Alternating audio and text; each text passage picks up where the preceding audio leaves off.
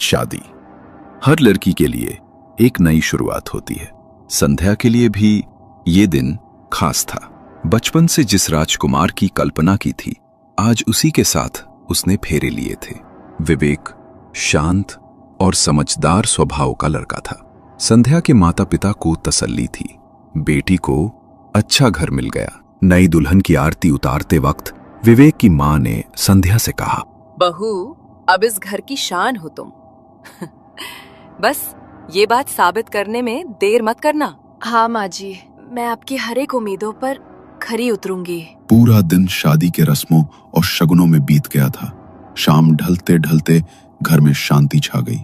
रात को संध्या ने खुद को शादी की पहली रात के लिए तैयार किया था। हल्की लाल साड़ी, खुले बाल और माथे पर सिंदूर। कुछ ही देर में विवेक कमरे में आया। संध्या को देखकर उसने धीरे मुस्कुराते हुए कहा, तो अब ऑफिशियली मेरी पत्नी बन गई हो तो कैसा लग रहा है मैडम संध्या? थोड़ा अजीब, थोड़ा अच्छा और थोड़ा डर भी लग रहा है। डर? और वो भी मुझसे? नहीं, नया माहौल, नए रिश्ते, सब कुछ नया है ना। सब कुछ एक दिन में बदल गया। मेरा घर एक ही दिन में पराया हो गया। विवेक ने प्यार से संध्या का हाथ पकड़ना चाहा, लेकिन अचानक संध्या ने झटके से पीछे हटते हुए कहा, दूर रहो मुझसे, प्लीज। मेरे पास मत आना। मैंने कहा ना, मत आना मेरे पास।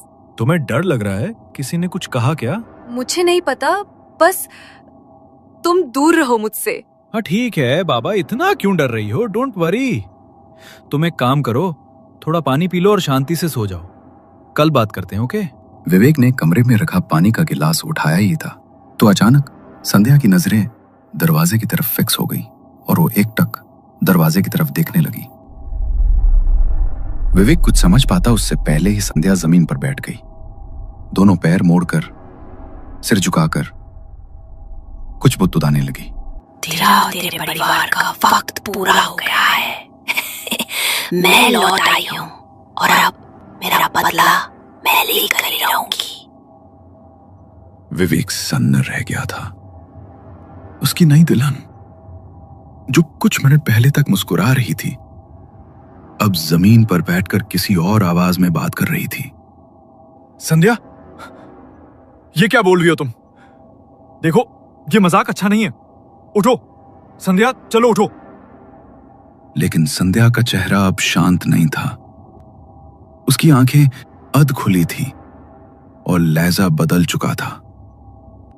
विवेक मन ही मन डर गया था। उसने संध्या के चेहरे पर पानी छिड़का तो अचानक से संध्या की आंखें बंद हो गईं और वो वहीं फर्श पर लेट गई, जैसे कुछ हुआ ही ना हो। विवेक हिम्मत करके संध्या के पास आता है, उसकी नब्ज चेक करता है। उसकी धड़कन नॉर्मल थी और सांसें भी, लेकिन वो बेहोश लग रही थी। संध्या ने शायद ज्यादा ही स्ट्रेस लिया है। थकान के कारण ऐसा होना मुमकिन है। कोई नहीं, कल सुबह बात करता हूँ उससे। अगली सुबह जब संध्या की आंख खुली तो उसे कुछ भी याद नहीं था। न रात की बातें, न फर्श पर बैठना और न विवेक को धक्का देना। विवेक, मेरा सर दर्द कर रहा है और मुझे कुछ भी याद नहीं है कि कल रात क्या हुआ था। कुछ नहीं संध्या, बस शायद थक गई थी तुम। विवेक ने झूठ बोल दिया। वो खुद भी समझ नहीं पा रहा था कि जो हुआ वो सपना था या हकीकत, लेकिन ये शुरुआत भर थी। विवेक की मां मंदिर चली गई थी। घर पर अब सिर्फ विवेक और संध्या थे। दोनों हॉल में सोफे पर बैठकर बातें कर रहे थे। चलो आज मैं मेरी संध्या मैडम के लिए स्पेशल चाय बनाता हूँ, तब तक तुम टीवी ऑन करो और कोई अच्छी सी फिल्म लगा दो। संध्या मुस्कुराई, फिर रिमोट उठाकर टीवी ऑन किया। टीवी ऑन होते ही कुछ पल के लिए स्क्रीन ब्लैक रही, फिर अचानक नो सिग्नल का मैसेज झलकने लगा। संध्या चैनल बदलने ही वाली थी कि अचानक स्क्रीन पर कुछ अजीब सा दिखा। एक औरत थी, सफेद साड़ी में, बाल उलझे हुए और आंखें सीधी संध्या की तरफ। वो औरत कुछ बोल रही थी, पर ऐसा नहीं लग रहा था कि टीवी से आवाज आ रही है। ऐसा लग रहा था जैसे वो औरत सीधा संध्या से बात कर रही हो। तू मेरी जगह नहीं ले सकती, अब मैं भी यही हूँ। संध्या के हाथ पांव कांपने लगे, उसका गला सूख गया। डर से कांपती हुई संध्या भागती हुई किचन में पहुंची। वहां विवेक खड़ा था, स्टोव पर चाय चढ़ा रहा था।